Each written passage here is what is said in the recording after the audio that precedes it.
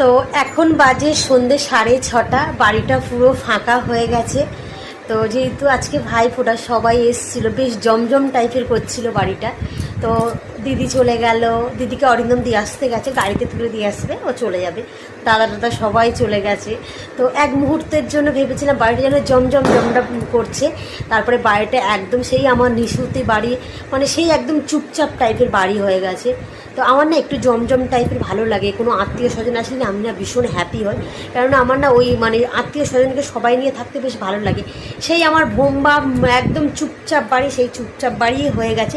আর আমার মাম্মাম্মু খুব পছন্দ করে, লোক কুটুম্বও ভীষণ পছন্দ করে, পুরো আমার সেম আমার মতোই হয়েছে। ও লোকজন হইচই ভীষণ পছন্দ করে, ও একদম একা থাকতে একদম পছন্দ করে না। আজকে সকাল থেকে চশমাটা পরিনি জানো তো, আজকে এই সবই এক্ষুনি পড়লাম। আজকে দেখি না চোখটা টনটন করছে, মাথাটাও যন্ত্রণা করছে।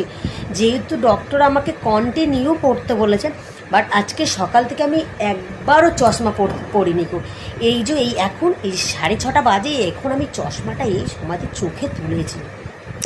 তাহলে আমার ভাবতে পারছো আমার যত সময় আমার এই বাঁ চোখটা আমাকে ছানি কাটাতেই হবে। কেন আমি না সত্যি পড়তেই পারছি না, মানে আমার নিজের একটা যেন কেমন একটা লাগছে যেন। আর অরিন্দম তো শুধু রাগাচ্ছে যে বুড়ি হয়ে গেছি, বুড়ি হয়ে গেছি। আমার নাকি এই চশমাটা পরে আমার নাকি পুরো বুড়ি বুড়ি লাগছে, জানি না। আর আজকে আমি একটু শাড়ি পরেছি, এই শাড়িটা আমার না বেশ ভালো লাগে, কালো তো, আর কালো রঙটা আমার কিন্তু বেশ ভালোই লাগে। তো আর কী বলতো, এই চশমাটা পরে না আমার এখন একটু সমস্যা হচ্ছে। যেহেতু চশমাটা পরে তো অভ্যাস নেই, মনে হচ্ছে না চশমাটা পরে যেন মাথা যন্ত্রণা করছে, চোখটা একটু মানে চোখ দুটো যেন যন্ত্রণা মতো করছে। আর মা বলছে যেহেতু আমরা পরে অভ্যাস নেই, তো তার জন্য কি এই সমস্যাটা হচ্ছে। তো তোমরা প্লিজ যদি একটু জেনে থাকো আমাকে একটু কমেন্টে জানিয়ে তো, যে প্রথম চশমাটা পরলে কি এই সমস্যাটা হয়। আমি মানে আমার মনে হচ্ছে না এই চশমাটা খুলেই যেন আমার ভালো লাগছে, পরেই যেন আমার সমস্যা হচ্ছে। আর তোমরা একটু প্লিজ কমেন্টে জানিয়ে তো, আমার খালি মানে চশমা না পরে ভালো লাগছে না চশমা পরে আমাকে ভালো লাগে,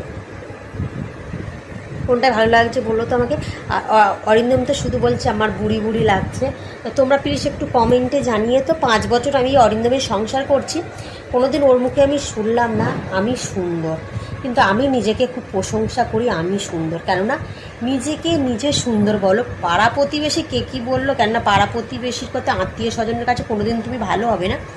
আমি নিজেকে, আমার কাছে মনে হয় আমি সুন্দর। ঈশ্বর আমাকে যেটা দিয়েছে আমি এটাই ভীষণ সন্তুষ্ট। আর আমার মনে হয় ঈশ্বর আমাকে যা দিয়েছে আমি এতেই ইনাফ। আর আমার কিছু ওই জন্য আমি আমার নিজেকে আমি নিজেকে সুন্দরী মনে করি।